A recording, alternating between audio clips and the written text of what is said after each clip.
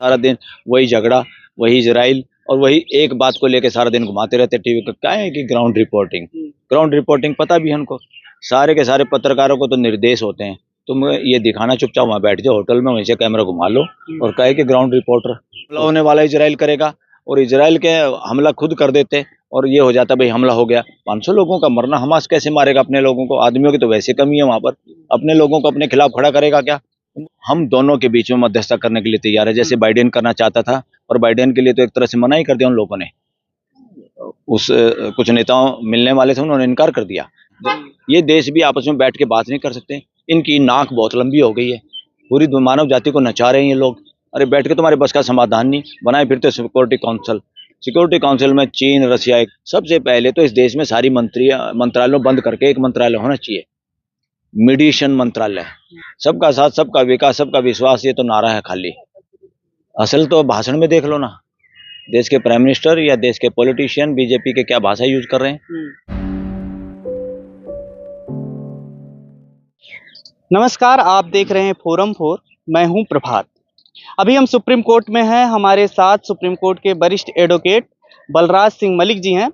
हम इनसे बात करेंगे जिस तरीके से अभी इजराइल और फिलिस्तीन के बीच जंग जारी है, युद्ध है। लेकिन इस युद्ध में आपने देखा ताज़ा घटनाक्रम सुबह की सब जगहों पर ये सबने सुना कि अस्पताल में एयर स्ट्राइक होती है और उसमें 500 लोगों की मौत हो जाती है।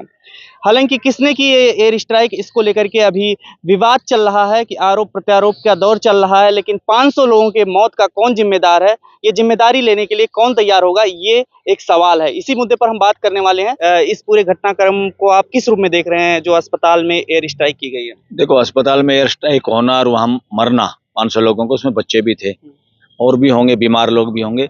मुझे नहीं लगता कि हमास अपने अस्पताल पे इस तरह वार करेगा। और कम से कम अगर वार भी करते थे जिसमें 500 लोग मारे जाएंगे, उनको पता है वहाँ का, अपने अस्पताल को वो जानते हैं, उस अस्पताल में कितने लोग हैं, वो कितने मारे गए। अगर उनको हमला करना होता तो चुपचाप पहले कह देते लोगों को, तुम निकल जाओ, हम हमला करेंगे। और ये इस पर लगाने के लिए आरोप इजराइल पे, कोई कॉमन सेंस की बात नहीं है कि हमास खुद हमला करके अपने लोगों को मारेगा, वो भी 500 लोगों को।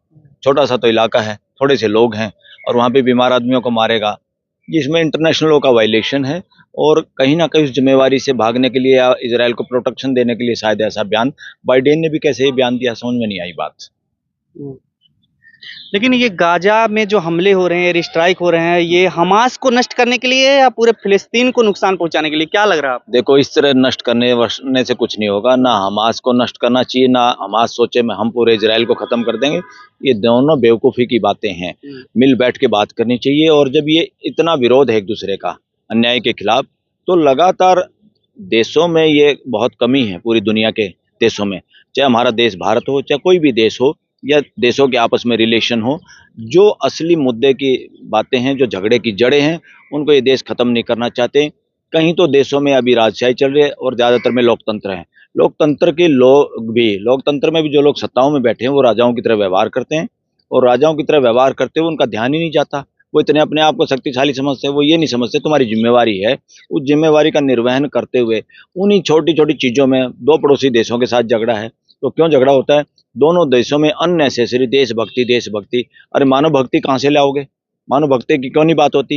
ये देशभक्ति क्या बीमारी की जड़ है? ये देशभक्ति ही जुनून पैदा कर करके एक दूसरे के खिलाफ लड़ाने की, एक दूसरे के खिलाफ खड़ा करने की बात जो हो रही है, ये पूरी मानवता के खिलाफ है। उसी का रिजल्ट हमास और इजराइल के बीच में दिखाई दे रहा है। अगर ये झगड़ा है तो दोनों देशों को बैठ के निपटाना चाहिए, दोनों वर्गों को निपटाना चाहिए और पूरी अंतर्राष्ट्रीय बिरादरी को इसमें सहयोग करना चाहिए। और सिक्योरिटी काउंसिल क्या कर रही है भाई? किस काम के लिए सिक्योरिटी काउंसिल बनाई है? सिक्योरिटी काउंसिल का लगातार ये पता रखने की भी जिम्मेवारी है कि इन देशों के बीच में ज़्यादा टेंस वातावरण है, जिनमें कहाँ विवाद है, कहाँ झगड़ा होने की आशंका है, उन देशों से पहले संपर्क किया जाए, उनकी मीटिंग कराई जाए, आर्बिट्रेशन मीडिएशन किया जाए, ताकि वो झगड़ा इस लेवल पे ना पहुंचे कि एक दूसरे पे मरने और मारने पे आतुर हो जाएं लोग। ये बिल्कुल फेल्योर है इंटरनेशनल लॉ का भी। जिस तरह से बहुत बार डोमेस्टिक लॉ फेल होता है, देश में ही पता होता है, सरकारें जानबूझ के उनका राजनीतिक रोटियां सेकने के लिए इग्नोर करती हैं।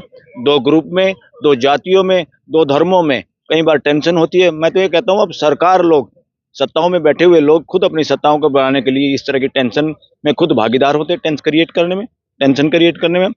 उसमें लोगों की जान जाती है और राजनीतिक लोगों की रोटियां सिकती हैं। इस मुद्दे पर इजराइल तो इनकार कर रहा है कि हम हमास ने ये हमला किया है, एयर स्ट्राइक की है, बाकी हम दूसरी जगहों पर हमला कर रहे हैं, लेकिन अस्पताल में नहीं किया उन्होंने, ये इनकार कर रहा है। लेकिन जबकि फिलिस्तीन के जो प्रमुख हैं वो बोल रहे हैं कि इस पे इजराइल ने ही अटैक किया है, तो इसको कौन जिम्मेदारी लेगा? आपको क्या लग रहा है? देखो, जिम्मेदारी तो असल बात है इस दुनिया में और देश में, हमारे देश में भी और दुनिया में भी बहुत बार कैसे कैसे कांड होते हैं, उनका आज तक रिपोर्ट और उनका आज तक अता पता नहीं चलता देश के लोगों को, और वो कहीं ना कहीं किसी और पे टाल दिया जाता है। छोटी सी चोरी और चैन स्नैचिंग में भी कई बार क्या होता है, पुलिस पे दबाव होता है, वो किसी बेचारे इनोसेंट बच्चे को पकड़ लेती है, गरीब गुरबे को, और कहती इसने चैन तोड़ी है, उसने हाँ कर लेता है और बाद में वो छूट जाता है। तब तक पुलिस का रोल, उसकी जान बच जाती है, सही कार्रवाई नहीं होती। और इसमें कॉमन सेंस भी लगाने की जरूरत है। ये खाली बाइडेन के कहने से ये थोड़ा हो जाएगा, बाइडेन ने यहाँ सो कॉल्ड हरिश्चंद्र हो गया, जो बाइडेन कह रहा है वो सच होगा, या जो हमास कह रहे हो वो सच होगा।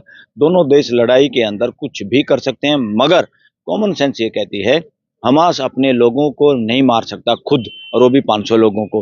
हो सकता है उसने हमला भी करना था दिखाने के लिए जानबूझ के, वो थोड़े बहुत लोगों को तो कम से कम चुपचाप कह देते निकल जाओ यहाँ से, यहाँ हमला होने वाला इजराइल करेगा, और इजराइल के हमला खुद कर देते और ये हो जाता भाई हमला हो गया। 500 लोगों का मरना हमास कैसे मारेगा अपने लोगों को? आदमियों की तो वैसे कमी है वहां पर, अपने लोगों को अपने खिलाफ खड़ा करेगा क्या?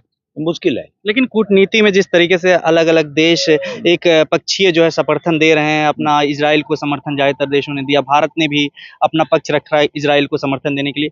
लेकिन इसके बाद अब इस मुद्दे पर लोग बँटे हुए दिखाई दे रहे हैं, लोग सवाल उठा रहे हैं लेकिन खुल कर के नहीं बात कर पा रहे हैं, क्या रीज़न है? भारत को भी किसी एक पक्ष में खड़े होने की बजाय ये कहना चाहिए था भारत को, भाई आप लोग लड़ो मत, हम दोनों के बीच में मध्यस्थता करने के लिए तैयार है, जैसे बाइडेन करना चाहता था, और बाइडेन के लिए तो एक तरह से मना ही कर दिया उन लोगों ने।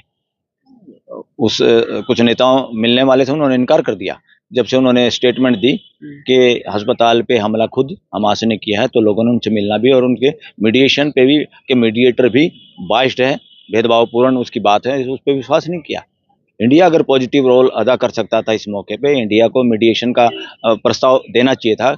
हम दोनों भाइयों के बीच में, या दोनों देशों के बीच में, दोनों वर्गों के बीच में बैठेंगे, दोनों का पक्ष सुन के आप लोगों को गले मिलाने का काम करेंगे। ये है सबसे बड़ी कूटनीति। तो ये कूटनीति नहीं के पक्ष में जाएं, दूसरे के खिलाफत करें, इंटेलिजेंस एजेंसियों से एक दूसरे के आदमी मरवाएं।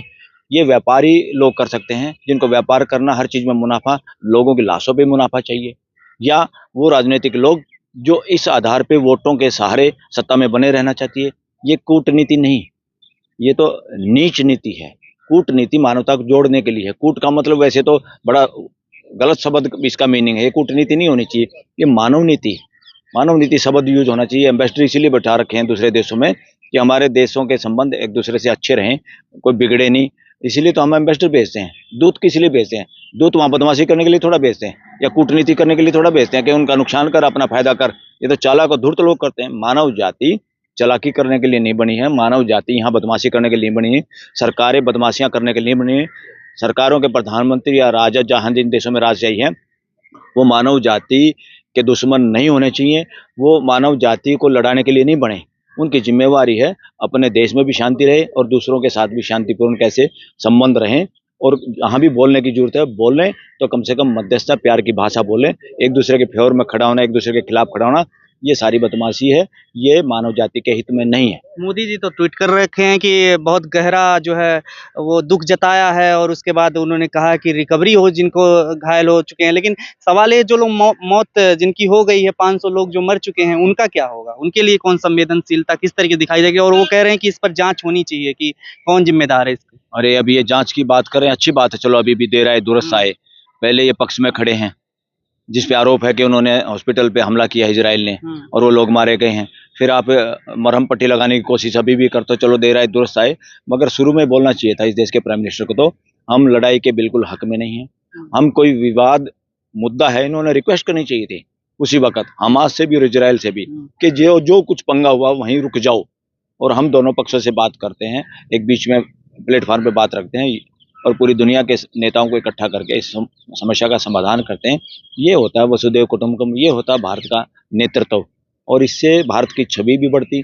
अब भारत की छवि कहीं ना कहीं धूमिल हुई है इस बात से। फेवर लेके किसी एक पक्ष का, आपको कैसे पता चल गया? आप इतने अंतर्यामी हो गए कि आपको सारा कसूर हमास का नजर आया या आपको सारा कसूर इजराइल का नजर आया? आप चुपचाप बैठ के इस तरह के पॉलिटिकल बयान देते हैं। ये सिर्फ बयान पूरा देश समझता है। यहाँ सारे पॉलिटिशियन ऐसे हो रहे हैं जैसे बनी है, जैसे व्यापारी, कि कुछ भी बयान देना है मानवता के आधार पर देना ही नहीं, नफे नुकसान को देख के देते हैं। ये दुनिया व्यापार करने के लिए नहीं है, ये साथ साथ सह अस्तित्व में जीने के लिए है, एक दूसरे का सहयोग करने के लिए है, एक दूसरे से सहयोग लेने के लिए है, और एक दूसरे के यहाँ खुल के आने जाने की पूरी सुविधा हो, देश और दुनिया में अमन चैन हो, तभी तो मानव जाति का डेवलपमेंट कहा जाएगा। अब डेवलपमेंट थोड़ा ही है एक हथियार ऐसा है कि दूसरे को मार दो, एक हथियार से ऐसे सारी बिल्डिंग ध्वस्त कर दो, ये डेवलपमेंट नहीं है, ये बेवकूफ़ी है। ये डेवलपमेंट जब होगी दुनिया की और भारत की भी, जब हम यहाँ 140 करोड़ और धरती के 700-800 करोड़ इकट्ठे रहना जीना सीख जाएंगे। रूस ने जो रेजोल्यूशन लेकर के आया उसको रिजेक्ट कर दिया गया इस मुद्दे पर, जो वहाँ पे शांति कराने के लिए। तो क्या लगता है ये रूस और चाइना और तमाम देशों के बट जाने की वजह से अब क्या भारत भी इसको लेकर के अब लग रहा है कि भारत पे भी दबाव कहीं ना कहीं बन रहा है इस चीज को? मैं तो ये देखता हूँ, एक तो यूनाइटेड नेशन सिक्योरिटी काउंसिल एक लांडा सा छोटा सा तो ग्रुप है, पूरी दुनिया के देश उसमें शामिल नहीं। कुछ देश हैं जो आम भाषा में समाज ये कहते हैं लठैत लोग हैं, जिनके पास हथियार हैं, वो उसके मेंबर हैं, वो भी आपस में बटे रहते हैं। अरे पंचायत में 5 आदमी चैन से बैठ के बात नहीं कर सकते, वहाँ 7-8 तो मेंबर हैं। ये देश भी आपस में बैठ के बात नहीं कर सकते। इनकी नाक बहुत लंबी हो गई है, पूरी मानव जाति को नचा रहे हैं ये लोग। अरे बैठ के तुम्हारे बस का समाधान नहीं, बनाए फिरते सिक्योरिटी काउंसिल में चीन रसिया एक तरफ है, अमेरिका एक तरफ है। ये सारे के सारे क्यों अलग अलग हैं, क्यों ग्रुप बने हुए हैं? ये व्यापारी ने धरती को व्यापारिक केंद्र बना दिया। धरती है मानव केंद्र, मानवता का केंद्र, जहाँ मानव जाति को सुख शांति समृद्धि आपस में भाईचारे से जीना है। ये जीने नहीं दे रहे लोग। ये जो पॉलिटिकल लीडर हैं या जो सत्ताओं में बैठे लोग हैं, इनकी जिम्मेवारी है, इंडिया के नेताओं की जिम्मेवारी, सभी पार्टियों की, कि 140 करोड़ अमन चैन से कैसे जी पाएं, और पूरे सिक्योरिटी काउंसिल और बाहर के देशों के सब नेताओं की जिम्मेवारी है कैसे पूरी धरती के 800 करोड़ इकट्ठे और आराम से जी पाएं। इनसे हिसाब लेना पड़ेगा, इंडिया के नेताओं से भी, बाहर की दुनिया के नेताओं को भी। इस आधार पर हमें देखना होगा कि देश और दुनिया को जोड़ने की बात कौन कर रहा है, देश और दुनिया को जोड़ने के लिए काम कौन कर रहा है, देश और दुनिया को जोड़ने के लिए बयान कौन दे रहा है। इस आधार पर नेताओं का हम टेस्ट कर सकते हैं, जैसे ब्लड टेस्ट होता है ना, ऐसे ही इनका टेस्ट कर सकते हैं, ये कितने मानव और कितने दानव है। मेन स्ट्रीम मीडिया जो जिनके पास रिसोर्स है वहां पर जा सकते हैं, वो लोग हेलमेट लगा लगा करके जा रहे हैं, ग्राउंड पर उतर रहे हैं, दिखा रहे हैं कि हम लगातार युद्ध को कवर कर रहे हैं। क्या लग रहा है रिपोर्टिंग उनकी जो हो रही है उसको लेकर के, क्या कहें, किस तरीके की रिपोर्टिंग? अरे यहाँ सुप्रीम कोर्ट में भी हम देखते हैं, यहाँ भी चैनल सारे बंद करवा देते हैं। ABP चैनल, उसको थोड़ा देखते हैं, अगर थोड़ा बहुत ही कुछ सच दिखाएगा तो, नहीं तो सारा दिन वही झगड़ा, वही इजराइल और वही एक बात को लेकर सारा दिन घुमाते रहते टीवी का। क्या है कि ग्राउंड रिपोर्टिंग पता भी है उनको, सारे के सारे पत्रकारों को तो निर्देश होते हैं, तुम ये दिखाना, चुपचाप वहाँ बैठ जाओ होटल में, वहीं से कैमरा घुमा लो और कहे कि ग्राउंड रिपोर्टर। और क्या ग्राउंड रियलिटी? जब देश के शीर्ष नेतृत्व तो ग्राउंड रियलिटी के पक्ष में होंगे, तभी तो इस देश के पत्रकार और खास मेन मीडिया के लोग ग्राउंड रियलिटी दिखा पाएंगे, वरना दिखा पाएंगे क्या? ग्राउंड रियलिटी थोड़ी बहुत देश के भीतर में, थोड़ी बहुत नहीं, ज़्यादा से ज़्यादा आप लोग ही दिखाते हो, सोशल मीडिया वाले लोग। इनके बस की बात नहीं है, तो व्यापारी लोग हैं, व्यापारिक केंद्र हैं, इनको मेन स्ट्रीम मीडिया नहीं कहेंगे, मेन स्ट्रीम व्यापारिक घराने हैं लगातार। लेकिन ये लोग ट्वीट करके सोशल मीडिया पर लिख रहे हैं कि वहाँ पर जो हिंदू मुस्लिम के आधार पर, कि वहाँ पर जो लोग शरणार्थी हैं, जो 20 लाख लोग या कितने लोग हैं जो निकले हुए हैं वहाँ से, उनको क्या मुस्लिम जो कंट्रीज हैं आसपास, क्या उनमें से एक भी कंट्रीज अपनी जगह पर रखेगा, उन्हें शरण देगा ऐसे लोगों को? तो ये कहीं ना कहीं दिखाता है कि बंटवारा एक कर रहे हैं खुद ही हिंदू मुस्लिम में। आपको लगता है इस तरीके की चीजें जो हो रही हैं? ये बिल्कुल बकवास हो रही है। जैसी अकल है, जो उनको निर्देशित किया जाता है अपनी नौकरी बचाने के लिए, ऐसा ही काम करते हैं। इंडिपेंडेंट पत्रकार तो कोई नौकरी कर ही नहीं सकता आजकल चैनल में। अगर अपनी अंतरात्मा की और आवाज़ सुनना शुरू कर दें सारे पत्रकार, तो एक भी आदमी इस देश के चैनलों में नौकरी करने के लिए नहीं बचेगा। अगर उनको और कहीं रोजगार मिल जाए तो कोई इनकी नौकरी नहीं करना चाहता। ये नौकरी तो चरण भाट की तरह क्या करते हैं, जैसा सरकार का निर्देश होता है, जैसे सरकार चाहती है उसी तरह की खबर चलाते हैं, क्योंकि सारे व्यापारी घरानों के चैनल हैं और व्यापारी घराने अपने दूसरे व्यापार साधते हैं इसके द्वारा, इन चैनलों के द्वारा। इनको खुश करके खबर दिखा दिखा के अपने दूसरे बेनिफिट उठाते हैं। बहुत बड़ा जांच का विषय है ये देश के सामने। देश अब सब समझ रहा है इस खेल को। लेकिन जिस तरीके से हिंदू मुस्लिम किया जा रहा है इसको लेकर के भी मीडिया यहाँ की जो कर रही है और इसमें बट रही है, तो आपको किस नज़र से देखते हैं? इंसानियत नहीं है इसमें बिल्कुल नहीं, जरा भी। ये असंवैधानिक काम है। अगर भारत का मीडिया भारत के लोगों को हिंदू मुसलमान सिख ईसाई के आधार पर देखेगा और उसी तरह की खबर चलाएगा, ये देशद्रोही लोग तो ये हैं, ये असंवैधानिक लोग हैं, ये संविधान की हत्या कर रहे हैं। संविधान शुरू होता है we the people of India, हम भारत के लोग। कहाँ से आ गए मुसलमान, कहाँ से आ गए हैं हिंदू? वो तो ये है कि हमारे फंडामेंटल राइट में कुछ आस्था की बात है। भाई कुछ आस्था आपकी कुछ और है, किसी और की कुछ और है, वो अपना पर्सनल मामला है, वो कोई साझला मामला नहीं है, वो झगड़ने का मामला नहीं है। और आपकी आस्था आपके पास, दूसरे की आस्था दूसरे के पास। तो आस्था के आधार पर देश को बांटने की कोई जिम्मेवारी सरकार की नहीं है, और आस्था के आधार पे कोई भी कार्यक्रम करने की जिम्मेवारी इस सरकार की, भारत के जो सरकार है संविधान के तहत उसकी नहीं बनती। ना उसका आस्था के आधार पर लोगों को बांटना बनता, ना उसको आस्था के आधार पर कोई ऐसे कार्यक्रम करना बनता। किसी भी सरकारी कर्मचारी दफ्तरों में या सरकारी प्रतिष्ठानों में कोई भी ऐसा चिन्ह भी लगाने की अनुमति कॉन्स्टिट्यूशन नहीं देता जिसमें एक पर्टिकुलर धर्म दिखाई दे या एक पर्टिकुलर किसी कम्युनिटी का खास हवा या बोलबाला या कब्जा दिखाई दे। संविधान की ये मांग है। आप देख रहे हैं कि योगी सरकार को दिखाया जा रहा बहुत सख्त है, जो इन पर हमास को लेकर के नारेबाजी और फिलिस्तीन को लेकर के जो नारेबाजी, फिलिस्तीन के समर्थन में जो लोग उतरे रहे उनके ऊपर कार्रवाई की बात चल रही है। तो आप इसको किस नजरिए से देखते हैं कि सरकारें मणिपुर और तमाम जगहों पर जिस तरीके से संवेदनशील मामले होते हैं उन पर बोलने से बचती हैं, लेकिन ऐसे जगहों पे सख्त हो जाती है जब किसी देश के प्रति कोई संवेदनशील दिखाई देता है उस इंसानियत की वजह से? अरे ये तो देखो भाई, आज के जो सरकार है, चाहे यूपी में हो चाहे भारत की सरकार हो, ये तो टिकी है इसी पे, हिंदू मुसलमान पे। अब कोई ये बात छुपी थोड़ा है देश की। सबका साथ, सबका विकास, सबका विश्वास, ये तो नारा है खाली। असल तो भाषण में देख लो ना, देश के प्राइम मिनिस्टर या देश के पॉलिटिशियन बीजेपी के क्या भाषा यूज कर रहे हैं और किस तरह की भाषा यूज करते हैं। घर का मुखिया जो भाषा यूज करेगा तभी तो उसके नीचे वाले पायदान वाले वही लोग भाषा यूज करते हैं। और वो भाषा यूज करने पे कोई बैन लगाया क्या? इनके एमपी क्या बकवास करते हैं और उनको बढ़ावा मिलता है। इसका मतलब क्या है? बॉस यही चाहता है या पार्टी यही चाहती है या पार्टी के पीछे जो भी संगठन है वो यही चाहता है। इसे साबित होता है और ये मानवता के खिलाफ है, ये संविधान के खिलाफ है। और संविधान लोगों को प्रश्न पूछने का हक देता है, क्यों और कैसा प्रश्न पूछिए। इसलिए आस्थाओं से आगे निकलने के लिए देश कॉन्स्टिट्यूशन कहता है कि आंख मीच के किसी बात को मानना नहीं है, जानना है, समझना है, क्वेश्चन रेज करने हैं। इसलिए जितने भी ये सांप्रदायिक शक्तियां हैं देश में, ये जबरदस्ती जो लोगों को बांटने की कोशिश करती, कोई भी हो, और जबरदस्ती अपनी बातें उन पर मनवाने की कोशिश करते हैं, ये असंवैधानिक है। क्योंकि देश के हर बच्चे को हक है उनको पूछने के लिए। इसलिए किसी को अपना संप्रदाय फैलाने की अगर बात है, अपनी आस्था का प्रचार प्रसार करने के लिए, जिसको रिलीजन कहते हैं, धर्म उसका मीनिंग नहीं है हिंदी, वो संप्रदाय है। अगर अपने संप्रदाय की कोई बात फैलाना चाहता है फैलाओ, मगर दूसरे को भी उतना ही हक है। अगर तुम झूठ और बकवास फैलाना चाहते हो तो मेरा अधिकार भी है, मैं अपने देश के भाई बहनों के साथ वो विचार साझा करूं जिसमें वो दूसरे की बात बकवास हो, अनसाइंटिफिक हो, ढोंग हो और मानसिक गुलाम बनाने वाली बात हो, तो सबका अधिकार है देश में उस बात को फैलाने का। एक अंतिम सवाल मेरा ये है कि जो आतंकवादी रवैया है, जिस तरीके से अस्पताल पर अटैक किया जाता है, 500 लोग मर जाते हैं, उसमें मासूम होंगे कितने सारे लोग होंगे, तो उनमें जो लोग अटैक कर रहे हैं वो हमास से भी ज़्यादा खतरनाक आतंकवादी हैं। अगर उस तरीके से कर रहे हैं, अगर हमास ने किया तो हमास या इजराइल ने किया, और उसको समर्थन करने वाले भी फिर आतंकवादी हुए।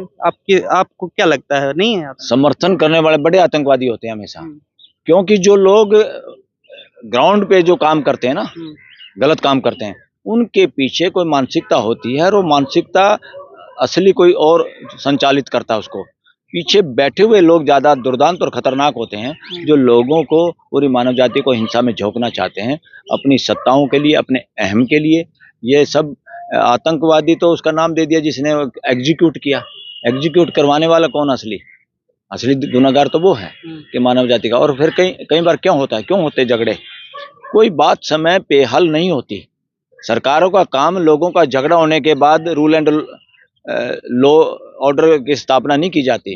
हमेशा सरकार के पास जो विजिलेंस डिपार्टमेंट होता है, जो इंटेलिजेंस डिपार्टमेंट होता है, उसका खास मकसद असल यही है कि देश में कहीं झगड़े की आशंका तो नहीं, कहीं लॉ एंड ऑर्डर की स्थिति खराब होने की आशंका तो नहीं। उनका काम तो शुरू में सरकार को आगाह करना और सरकार को वो स्टेप उठाने होते हैं कि झगड़ा ना हो हमारे समाज के बीच में, हमारे लोगों के बीच में, उसको हम कैसे शांतिपूर्वक तरीके से हल करें। सबसे पहले तो इस देश में सारी मंत्रालयों बंद करके एक मंत्रालय होना चाहिए, मीडिएशन मंत्रालय। मानव मानव के बीच में कोई झगड़ा ना हो इस देश में, एक मंत्रालय होना चाहिए, मध्यस्थता मंत्रालय, जिसका सारा दिन रात एक ही काम हो।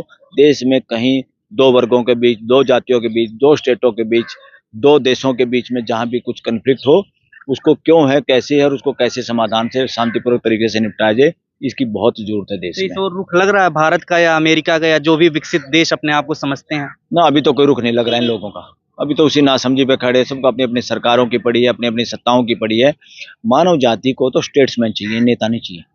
नेता वो होते हैं जिनकी जीभ निकली रहती है पदों के लिए, एमएलए एमपी बनने के लिए, चीफ मिनिस्टर प्राइम मिनिस्टर बनने के लिए। स्टेट्समैन वो जिनको इन पदों से कोई लेना देना नहीं, जिनको ये पद छोटे लगते हैं, जिनको ये पद कुछ भी नहीं लगते। क्योंकि कितने एमएलए एमपी बन गए, कितने पार्षद गांव में सरपंच पंच रहते, आपका कोई ध्यान जाता है क्या? सिर्फ और सिर्फ देश में खुशहाली है और अच्छा, क्यों उन्हीं लोगों को ज्यादा देश सम्मानित करता है लास्ट में भी, जो पदों पे ना रहे हों बेशक, जो मानव जाति की, मानव हित की बात करते हैं। और महात्मा गांधी आज तक कैसे टिके हुए हैं? अपने किसी विचार की वजह से।